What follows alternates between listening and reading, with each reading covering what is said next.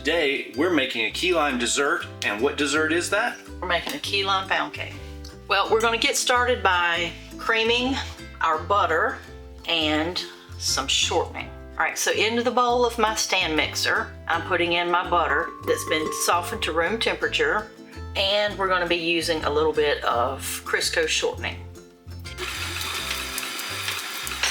Most of the time, if you're creaming butter by itself, you want to cream it until the yellow color goes out of it and it starts to look more white.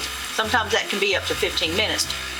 All right, now one thing that I want to do is it's going up on the walls, the sides of the bowl, so I need to scrape that down.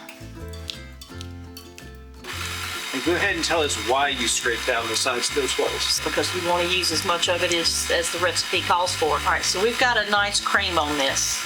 Now we're going to start adding in our sugar, and we're going to do that just a little bit at a time. I'm going to use this chute here. And that just helps reduce the amount of mess. Can we turn it off? Yep.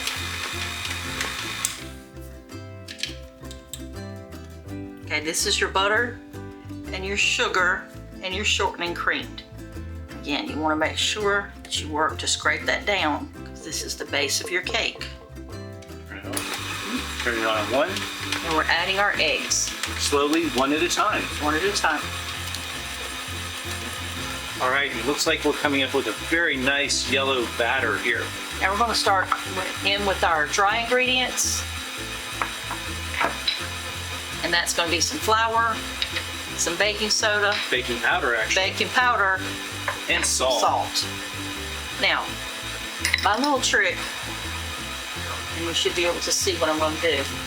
I just put a whisk in to the bowl and go up and down with it rather than stirring it because it doesn't make as much of a mess. And then I'll twist it to make sure that everything is nicely combined because it's very important for your cake to have these elements that help it with rising and with softness and structure. All right, so that's what I was waiting on. As you can see, maybe you can't, but see the lumps, and some of it didn't come out necessarily mixed. There you go, now you can really see it. So that's why you want to get in there with that spoon, really get down to the bottom. Now what we're going to do is we're going to incorporate milk and flour. We're going to start and end with flour, and then we're going to stir in our lime juice and our vanilla. We're going to stir that, all right? All right, and I believe the next part was to stir in your vanilla and your key lime juice. Now we were lucky enough to go to Key West not so terribly long ago, and while we were there we were at Kermit's to get some of his delicious key lime pie, and we were able to grab a bottle of Kermit's Key West, Florida key lime juice. Now we're not going to beat this anymore, are we? No, you're going to stir that in with a spoon. Okay, and then I'm going to add your key lime juice. Now you could squeeze your own key limes, or you can buy key lime juice in the grocery store. And then finally you just want to zest in some of the key lime and then stir that in as well. We're now going to add this to a prepared tube pan. Yeah, you could use a regular bundt pan. And you can either grease and flour it, or like we're going to do, baking spray it. Baking spray it. Now we're just going to spoon that in. Or pour it in. And how full are we going to fill this? Would you want it 3/4 full? I like to go 3/4 of the way full, and if I've got extra batter, then I will put it in cupcake papers. All right. And strip it in the well. We're just going to spread that out. And if you do happen to get a little bit in the well, well, a paper towel will take care of that. All right, so just wipe that off. That way it doesn't burn. And then just drop it on the counter a couple times. Try to get out some air bubbles, and then into your oven it goes. And you're gonna bake that for 75 minutes at 325. And we'll be back when that cake's done. All right, and our key lime pound cake is out of the oven. As you can see, it's got a beautiful golden crust. And since we just removed it, we're going to let it sit for about 10 to 15 minutes and let it cool in the pan before we invert and remove it to where we're going to frost it. Okay, now that our cake has cooled for 10 minutes, we are going to invert it onto the rack. Now, the easiest way that I find to do this is actually to put the rack over top of the cake, like so, and then invert both of them, like that. And the cake just naturally falls out. So now you're going to let this cool completely. Now that's a great looking cake. Let's show you how we made that icing and got this final product. So you had requested that it be some kind of buttercream.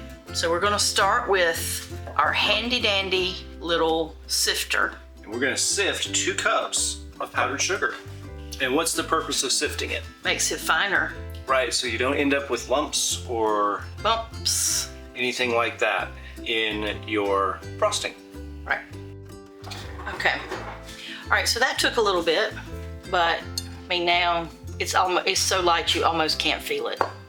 And that's gonna help to make a really, really smooth frosting. So to that, we're gonna add some heavy cream. And if you don't have heavy cream, you could use milk. We've got some melted butter. And now we're gonna use some vanilla. And I saw on this bottle that this is double strength key lime juice from Kermit's. Double strength. Yeah. So we're gonna start with just this and we'll see how that does, because you don't want it to blow people's heads off. You don't want it too sweet, but you don't want it sour, so sour that you can't eat it. And if you've seen our whipping cream pound cake, this is the same exact frosting from that cake. And the one thing that I love about this one is that you can customize the flavor of it so easily. Like, I've used it with almond, I've used it with vanilla, lemon, and today, lime. And this frosting can handle quite a bit of liquid. It can. So if your consistency does get a little more runny than you like, you can always just add a little bit more powdered sugar. Oh yeah, that's nice. You can taste the lime in it. Mm-hmm. So we're going to invite you to like and subscribe. Yeah, do that. And we're going to cut this cake. Yeah, we're gonna do that. Show you what it looks like on the inside. But in the comments, let us know if you make this cake.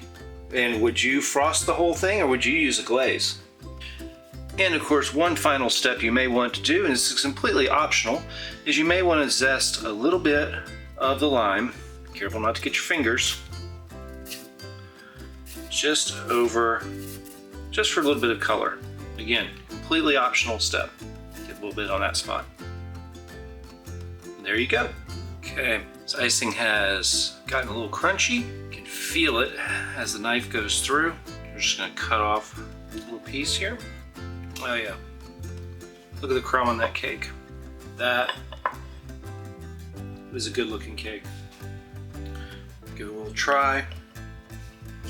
All right, there we go. That's a fine cake.